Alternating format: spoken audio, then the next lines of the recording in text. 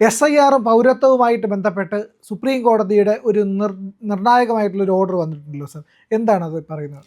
അല്ല, SIR വന്ന സമയത്ത് സ്പെഷ്യൽ ഇൻറ്റൻസീവ് റിവിഷൻ നമ്മുടെ ഇത് പോപ്പുലേഷൻ രജിസ്റ്ററൊക്കെ ആയിട്ട് ബന്ധപ്പെട്ടാണ് വരിക. നമ്മുടെ ഇലക്ടർ റോള്, ഈ വോട്ടർ പട്ടികയിൽ ആരൊക്കെയുണ്ട് അത് അങ്ങനെ ഇരിക്കണം. അത് 10 വർഷം കൂടുമ്പോൾ അതങ്ങനെ ചെയ്യണമെന്ന് വ്യവസ്ഥയുള്ളതാണ്. ആ 10 വർഷം കൂടുമ്പോൾ അങ്ങനെ ചെയ്യണമെന്ന് വ്യവസ്ഥ 21 നടക്കണ്ടായിരുന്നു. കൊറോണ വന്ന കാരണം അത് നടന്നില്ല. അങ്ങനെയാണ് അതിപ്പോൾ നടക്കുന്നത്. അപ്പോൾ അത് കാരണം സ്പെഷ്യൽ മറ്റേ ഇത് SIR സ്പെഷ്യൽ ഇൻറ്റൻസീവ് റിവിഷൻ എന്ന നിലക്ക് ഇലക്ഷൻ കമ്മീഷൻ ഓഫ് ഇന്ത്യ ഇത് ആരംഭിച്ചപ്പോൾ ഉടൻ തന്നെ സ്ഥിരം ഈ പില്ലുകാരുണ്ട്, PIL, പ്രശാന്ത് ഭൂഷൺ എന്നൊക്കെ പറഞ്ഞിട്ട് കുറേ എണ്ണം ഇങ്ങനെ നടക്കുന്നുണ്ട്. വേറെ പണിയൊന്നുമില്ല. അവരുടെ തൊഴിലെന്താണെന്ന് വെച്ചാൽ പില്ല് കൊടുക്കലാണ്. പില്ലുകാരെല്ലാവരും കൂടി കോടതി ചെന്നിട്ട് പറഞ്ഞ് ഇലക്ഷൻ കമ്മീഷൻ ഓഫ് ഇന്ത്യക്ക് ഇങ്ങനെ ചെയ്യാനുള്ള അധികാരമില്ല, ഇത് ഭരണഘടനാ വിരുദ്ധമാണ്, നിയമവിരുദ്ധമാണ്. കോടതി പരിശോധിച്ചു.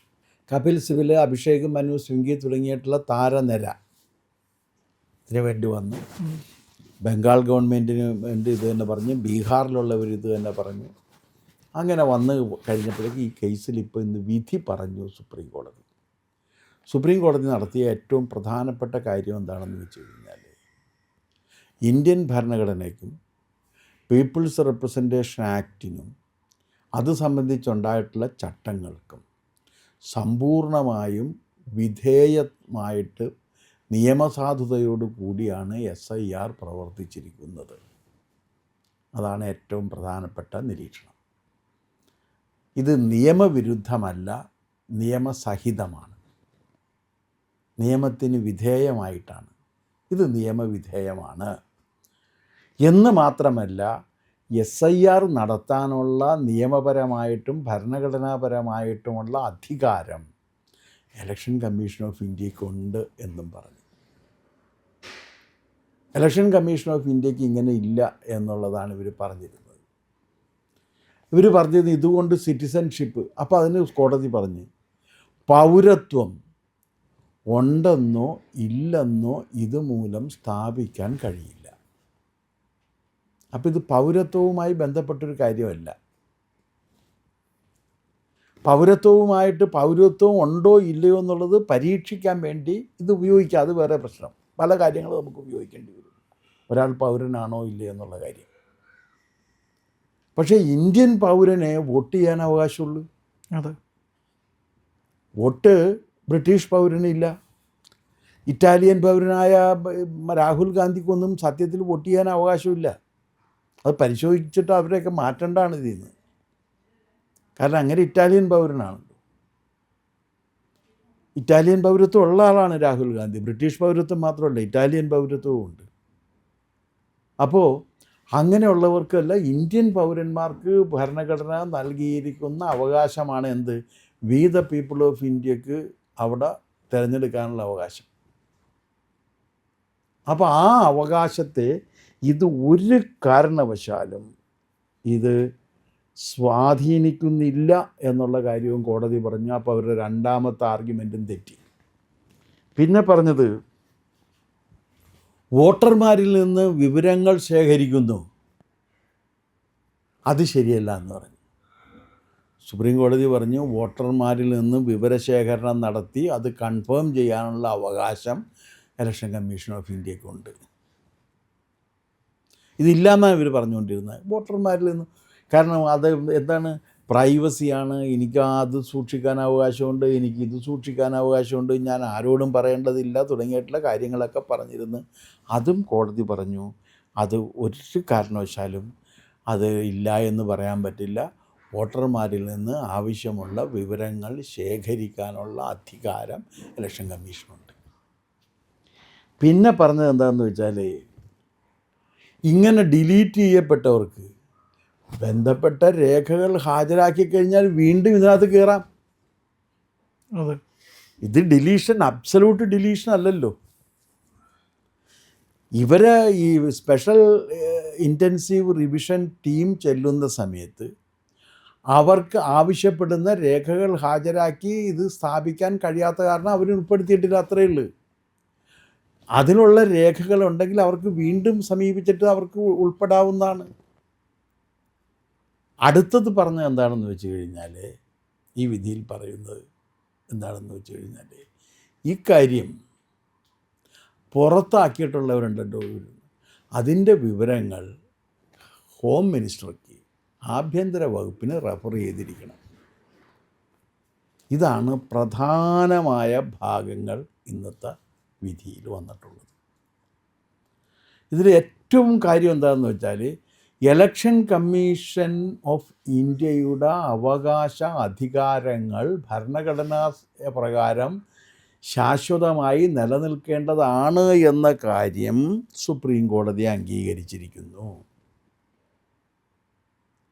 ഇലക്ഷൻ കമ്മീഷൻ ഭരണഘടനാ സ്ഥാപനമാണ്. അതെ, ആ ഭരണഘടനാ സ്ഥാപനത്തിലേക്കാണ് ഇവർ ചെന്നത്.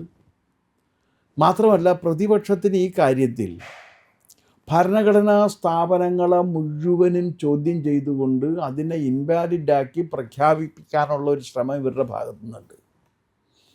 അത് ഒരു രാജ്യത്തെ അസ്ഥിരപ്പെടുത്തുന്നതിന് വേണ്ടി പരിശ്രമിക്കുന്ന ഏത് കക്ഷികളും ചെയ്യുന്ന കാര്യങ്ങളാണ് ചെയ്യുക. അതിവർക്കുണ്ട്.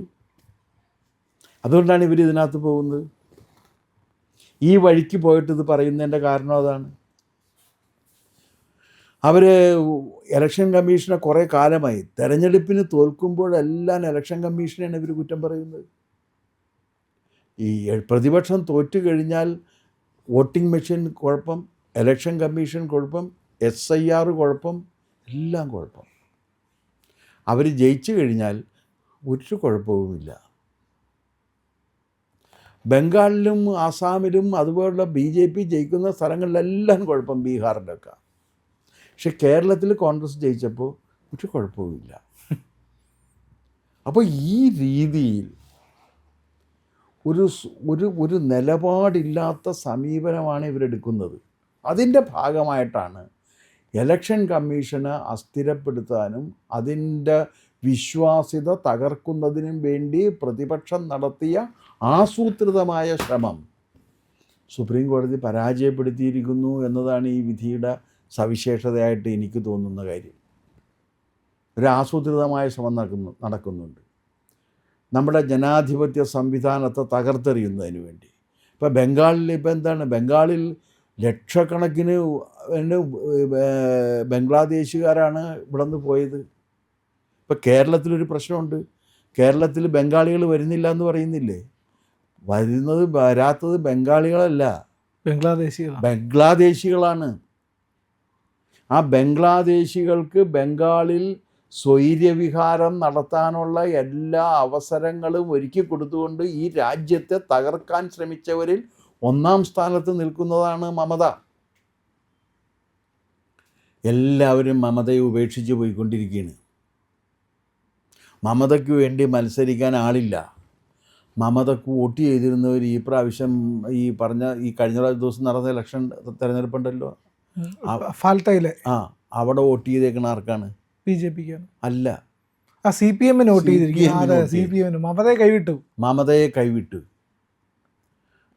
കൈവിടുക. അതായത് മുസ്ലിം ജനതയുടെ താല്പര്യങ്ങൾ സംരക്ഷിക്കുന്നതിന് വേണ്ടിയാണ് മമത ഈ ശ്രമങ്ങൾ മുഴുവൻ നടത്തിയത്. ബംഗാൾ മുസ്ലിങ്ങളുടേതാക്കി മാറ്റുന്നതിന് വേണ്ടിയിട്ടാണ്. അങ്ങനെ മാറ്റിക്കഴിഞ്ഞിട്ട് അതിൻ്റെ നേതൃത്വത്തിൽ മമതയ്ക്ക് ഇരിക്കണമെന്നായിരുന്നു മമതയുടെ ആഗ്രഹം. അപ്പോഴാണ് മമത മതം മാറിയിട്ടുണ്ടോ തുടങ്ങിയിട്ടുള്ള സംശയങ്ങളൊക്കെ വന്നത്. അങ്ങനെയാണ്. അഭിഷേകിൻ്റെ വീട്ടിലും റെയ്ഡൊക്കെ നടന്നിട്ടുണ്ട് കഴിഞ്ഞ ദിവസം. അഭിഷേക് ബാനർജി ഇവരുടെ അനന്തരവൻ എന്ന് വെച്ചാൽ അങ്ങയുടെ മകൻ. കുടുംബവാഴ്ചയ്ക്ക് എതിര് പറഞ്ഞിട്ട് അനന്തരവനെ കൊണ്ടുവന്ന് അടുത്ത ലീഗൽ ഹയറാക്കി വെച്ചേക്കാണ്. അടിമുടി കറപ്ഷനാണ് അയാൾ നടത്തിയിട്ടുള്ളത്. അഴിമതിയുടെ രാജാവാണ് അയാൾ. അപ്പോൾ ഈ മമത എല്ലാം കൂടി നിന്നുകൊണ്ടാണ് ഇലക്ഷൻ കമ്മീഷനെ ശ്രമിച്ചുകൊണ്ടിരുന്നത്. എത്ര കേസായിരുന്നു മമത അതിൻ്റെ പേരിൽ കൊടുത്തത്? ബംഗാളിലെ ഇലക്ഷൻ നടത്താതിരിക്കാൻ വേണ്ടിയിട്ട് മനു അഭിഷേക് സിംഗ്, കപിൽ സിബൽ, മമത, ഈ കൂട്ടുകെട്ട് സുപ്രീം കോടതിയെ ദുരുപയോഗം ചെയ്തില്ലേ? ഒരു എലക്ഷൻ തുടങ്ങിക്കഴിഞ്ഞാൽ നമ്മുടെ ഭരണഘടന പറയുന്ന എലക്ഷൻ തുടങ്ങിക്കഴിഞ്ഞാൽ അത് നടത്തുന്നത്, അത് പൂർണ്ണമാകുന്നത് വരെ അതിൻ്റെ സമ്പൂർണ്ണ ഉത്തരവാദിത്വം ഒരു ഭരണഘടനാ സ്ഥാപനമായ ഇലക്ഷൻ കമ്മീഷനുള്ളതാണ്. സുപ്രീം കോടതി പോലെ തന്നെ ഒരു ഭരണഘടനാ സ്ഥാപനമാണ് ഇലക്ഷൻ കമ്മീഷൻ. നമ്മുടെ ഭരണഘടന അനുവദിച്ച് നൽകിയിരിക്കുന്ന അധികാരങ്ങൾ സുപ്രീം കോടതിക്കുള്ളതുപോലെ തന്നെ ഇലക്ഷൻ കമ്മീഷനുണ്ട്. ആ അധികാരങ്ങൾ അവർ ഉപയോഗിക്കുന്ന സമയത്ത് തടസ്സം സൃഷ്ടിക്കുകയാണ്. സാധാരണഗതിയിൽ കോടതി എടുക്കുന്ന ഒരു നിലപാടുണ്ട്, തെരഞ്ഞെടുപ്പ് പ്രക്രിയ തുടങ്ങിക്കഴിഞ്ഞാൽ നിങ്ങൾക്കിത് കഴിഞ്ഞതിന് ശേഷം വരാമെന്ന് പറയും. ഇതങ്ങനെയല്ല. എന്തെല്ലാം നാടകങ്ങൾ കഴിച്ചു. അവർ കോടതിയിൽ പോയിട്ട് നേരിട്ട് ഹാജരായി ആർഗ്യൂ ചെയ്യുക. ദൈവം കാണിച്ചു. കോടതി ഒരുപാട് ദൈവം കാണിച്ചു. ഇവർ പോയിട്ട് നേരിട്ട് ഹാജരായിട്ട്, അപ്പം ഇവർ നേരിട്ട് ഹാജരായി പറയുന്നു എന്ന് പറഞ്ഞു കഴിഞ്ഞാൽ ഈ കപിൽ സിബലും മനു അഭിഷേക് സിംഗിയും പിന്നെന്താ റസ്തോഗിയ, അങ്ങനെയുള്ള ഇവരൊക്കെ ഇന്നെഫിഷ്യൻ്റ് ആണെന്നും കൂടിയാണല്ലോ എൻ്റെ അർത്ഥം. ഇവരൊന്നും ആർഗ്യൂ ചെയ്ത് കഴിഞ്ഞാൽ കോടതിയിൽ കേസ് നന്നാകില്ല. അതുകൊണ്ട് ഞാൻ ആർഗ്യൂ ചെയ്തോളാം എന്നാണല്ലോ ഈ പറഞ്ഞതിൻ്റെ ചുരുക്കം. അത് തന്നെ ഒരു വൃത്തികേടല്ലേ? എന്നിട്ട് ആർഗ്യൂ ചെയ്യാനും അറിയില്ലായിരുന്നു. ഇവർക്ക് ആർഗ്യൂ ചെയ്യാൻ അറിയില്ല. അവിടെ പോയി നാണം കെട്ട് വന്നു. അല്ല, ഇവർക്ക് കോടതിയിൽ ഒരു കാര്യം പറയുമ്പോൾ യുക്തിപൂർവം പറയണ്ടേ? മമതാ ബാനർജിക്ക് ഒരു വാചകവും യുക്തിപൂർവം പറയാൻ പറ്റില്ല. വൈകാരികമായ അമിത പ്രകടനമാണ്. വൈകാരികത മൂലമുള്ള അമിത പ്രകടനം നടത്തിയാണ് ഇവർ ആളുകളെ നിർത്തുന്നത്. ഇത് കഴിഞ്ഞപ്പോഴും പറഞ്ഞാൽ ഞാൻ തെരുവിൽ നിന്ന് പോരാടും എന്നാണ്. തെരുവിൽ നിന്ന് പോരാടുന്നവർ തെരുവിൽ നിന്ന് പോരാടിക്കുമോ? നിയമത്തിൻ്റെ അവിടെ പോയിട്ട് തെരുവിലെ പോരാട്ട വീര്യം കോടതി പോയി എടുത്തു കഴിഞ്ഞാൽ എങ്ങനെ ഉണ്ടാവും? തെരുവിലെ പോരാട്ട വീര്യമല്ലേ, അത് കോടതിയിൽ പോയി എടുക്കുകയാണ്. ഇതൊക്കെ ചെയ്തത് ഇലക്ഷൻ കമ്മീഷൻ ഓഫ് ഇന്ത്യയെ നിർവീര്യമാക്കുന്നതിന് വേണ്ടിയാണ്. അതാണ് ഇവർ ജനാധിപത്യത്തോട് നടത്തിയ ഏറ്റവും കൊടിയ വഞ്ചന. കാരണം ജനാധിപത്യം നിലനിർത്താൻ വേണ്ടി പ്രവർത്തിക്കുന്ന സ്ഥാപനങ്ങളിൽ പ്രമുഖമായ ഒരു സ്ഥാനം ഇലക്ഷൻ കമ്മീഷൻ ഓഫ് ഇന്ത്യക്കുണ്ട്. അവരാണ് ഈ തെരഞ്ഞെടുപ്പ് നടത്തി പൂർത്തീകരിച്ചു കൊടുക്കുന്നത്. ഇന്ത്യ പോലുള്ളൊരു സ്ഥലത്ത്, ഇത്രയും വൈവിധ്യമാർന്നൊരു സ്ഥലത്ത്, ആളുകൾക്ക് എത്തിച്ചേരാൻ കഴിയാൻ പ്രയാസമുള്ള സ്ഥലത്ത്, കടലിനകത്തും പുഴക്കകത്തും ഒക്കെ ഉള്ള ചെറു ദ്വീപുകളിൽ മാത്രമല്ല, മലയിടുക്കുകളിൽ ഒറ്റപ്പെട്ടു പോകുന്ന സ്ഥലങ്ങളിൽ പോലും പോളിംഗ് ബൂത്തുമായി ചെന്ന് അവിടെ പോളിംഗ് ബൂത്ത് കെട്ടി ആളുകൾക്ക് വോട്ട് ചെയ്യാനുള്ള അവസരം ഉണ്ടാക്കി കൊടുക്കുന്ന ഇന്ത്യയിലെ ഇലക്ഷൻ കമ്മീഷൻ ഏറ്റവും ഗംഭീരമായി പ്രവർത്തിക്കുന്നൊരു സ്ഥാപനമാണ്. ലോകത്ത് അതിനോട് കടപിടിക്കത്തക്ക ഒരു സ്ഥാപനമില്ല. അതിനെ നിർവീര്യമാക്കുന്നതിന് വേണ്ടി പ്രവർത്തിച്ച മമതയുടെ മുഖത്ത് കിട്ടിയ ഒരു അടിയാണ് ഇന്ന് സുപ്രീം കോടതിയുടെ വിധി. ഈ അടി കെജ്രിവാളിന് ബാധകമാണ്. ഈ അടി ആം ആദ്മി പാർട്ടിക്ക് ബാധകമാണ്. ഈ അടി SP-ക്ക് ബാധകമാണ്. അഖിലേഷ് യാദവിന് ബാധകമാണ്. ഈ അടി ഇവർക്കൊക്കെ ബാധകമാണ്. ഇവരെല്ലാവരും ഇവിടെ മാർക്സിസ്റ്റ് പാർട്ടിയും എതിരായിരുന്നല്ലോ. SIR-നെതിരാണ്. കാരണം എന്ത് വരുന്നതിനും എതിരാണ്. കാക്കിശ്ശേരി ഭട്ടതിരിപ്പാടിൻ്റെ സ്വഭാവത്തോടു കൂടി പെരുമാറിക്കൊണ്ടിരിക്കുകയാണ് ഇന്ത്യയിലെ പ്രതിപക്ഷം. ആ പ്രതിപക്ഷത്തിന് കിട്ടിയ ഏറ്റവും വലിയ ഒരു അടിയും ഒപ്പം ഇന്ത്യയുടെ ജനാധിപത്യ മൂല്യവും സംസ്കാരവും സംരക്ഷിക്കുന്നതിന് ഏറ്റവും പ്രയോജനകരമായ ഒരു വിധിയുമാണ് ഉണ്ടായിരിക്കുന്നത്. അപ്പോൾ അതുകൊണ്ട് ഇതിൽ നിരുത്സാഹപ്പെട്ടു പോകുന്നവരും ഇതിൻ്റെ പേരിൽ ഇനി ഇത് രാജ്യം അനാഥമായി പോയി എന്ന് നാളെ പ്രസ്താവന ഇറക്കാൻ പോകുന്ന ഒരാളാരായിരിക്കും എന്ന് വെച്ച് കഴിഞ്ഞാൽ രാഹുൽ ഗാന്ധി ആയിരിക്കും. കാരണം അയാൾക്കാണെങ്കിൽ എന്ത് ചെയ്യണം, എങ്ങനെ ചെയ്യണമെന്ന് ആർക്കും ഒരു പിടിയുമില്ല, ഒരു രക്ഷയുമില്ല.